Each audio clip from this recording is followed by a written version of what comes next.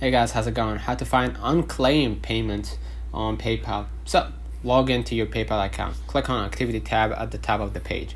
Look for the filters or search options to view pending or unclaimed payments. Check for any payment listed as unclaimed where the recipient has not accepted the funds. If applicable, follow the instructions to accept or resend the payment. If you're not seeing this option, verify your payment details or contact PayPal support for assistance. So that's been on the comments if this video helped you.